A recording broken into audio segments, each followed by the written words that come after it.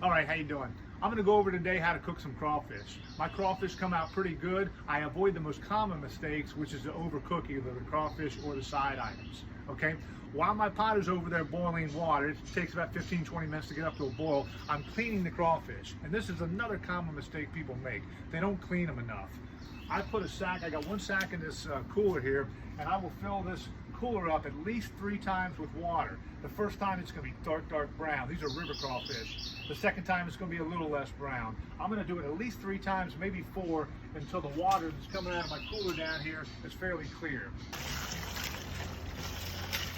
See, I'm going to fill this up, at least covering the crawfish. This is the 3rd time I'm doing it. You can see this water is getting fairly clear here. All right, while my crawfish are over there soaking and getting clean, I got my pot boiling. I turned it off for just a second here so I can talk.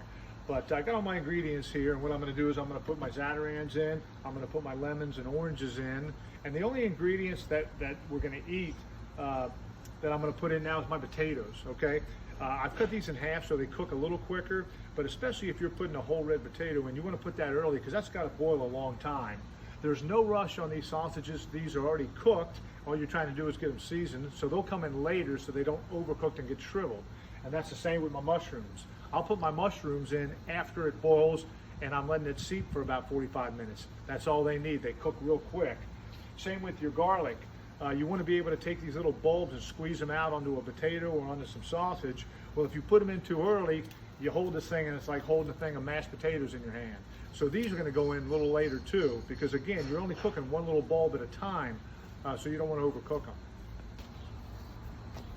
All right, I'm going to put my ingredients in. I use about one bottle of this for a sack of crawfish. There's about 6-7 gallons of water in there. A lot of times what people will do, personal preference, they'll leave just a little bit in there, and then after they boil and we're letting them seep for that 45 minutes, they'll put that other little bit in at the end. That's cool, it's just personal preference.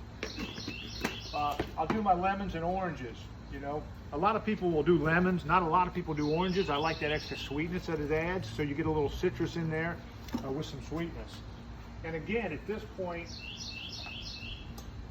I'll put in the potatoes too, because they need a little longer to cook.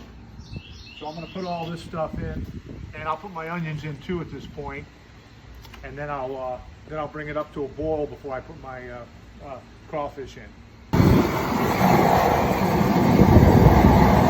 All right, now that it's came to a boil, I had to turn it off for a second so I could talk, but normally you would just keep it boiling. I'm going to put the crawfish in there, and then I'm going to put the rest of my ingredients, the garlic, the sausage, and the mushrooms. They'll all go in at this time. It'll take maybe 5-10 minutes to get it back up to a boil, and you got to kind of watch that, because if it takes too long, if it takes 15 or 20 minutes, well, then you're in trouble because you could get those crawfish mushy. But once I put all this stuff in here and kick that fire up, it should be boiling in about 10 minutes. And when that happens, I only let mine boil for like 1 minute. That's plenty of time, because you're going to turn it off right after that, and they're going to seep for 45 minutes. This piece of meat that you're cooking on, that tail is only that big.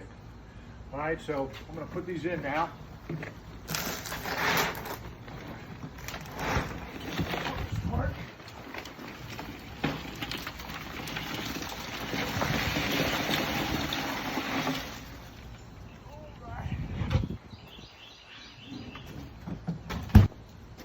Okay, and along with my crawfish, now is when I put in my garlic and my sausages and my mushrooms.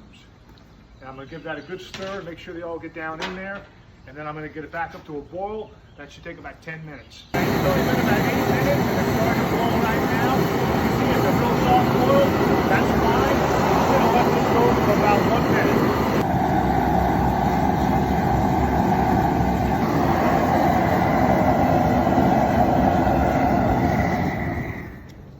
Okay, they've been boiling for about 1 minute, okay? So this is where the real cooking starts. They're gonna sit in this water for about 45 minutes, and this water is gonna stay very hot. A half an hour from now, if you put your hand in here, you will jerk it back.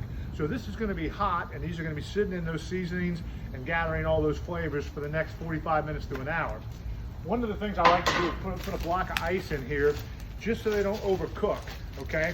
Because especially if they weren't seasoned enough or taking it in enough, and I wanted to let them seep longer, like an hour and 15 minutes, you know, I wouldn't want it to be that hot. So I'm just going to put one small chunk of ice in there this time, just to slow it down a little bit.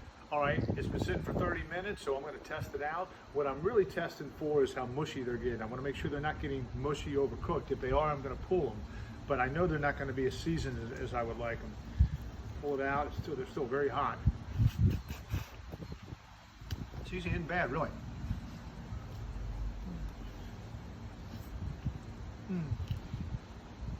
They are getting a little mushy, so I'm going to pull them now. I'm not going to let them go for a full 45 minutes. So it's been 30 minutes. I'm going to pull them out. Pull it up here. Drain for just a second. Normally, if I had a bunch of people sitting waiting for them, I would just dump them on the table right now. But I'm going to let them drain for a second and then get another container.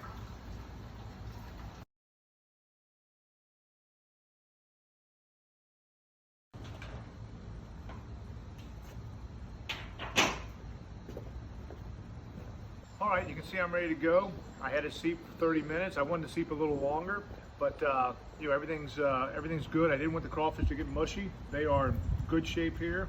Like, yeah, that's not mushy at all. Perfect. You can see the mushrooms are in good shape. They're not little bitty. They didn't shrivel up. You know, if people put them in too early, they get real little. They're still good size, you can see. The garlic is in good shape. It's not mashed potatoes in your hand. I'll be able to squeeze it right out onto some sausage or a cracker or the potatoes. So everything's good and set. What I gave you is a pretty generic recipe to make sure your crawfish come out not mushy and your sides aren't mushy. You can play around all day long with seasonings and seep time. If I really wanted to seep it for longer, like if they weren't spicy at all, I would have just chunked a bunch of ice in there and got the temperature way down and let them go a little further. But they're plenty spicy and they were at a good rate, so I went ahead and pulled them out. I'm not a Cajun. My wife reminds me of that because she actually is. I'm what you call a poser, but if you can wear shrimp boots like this and cook crawfish like this, you'll fool a lot of people.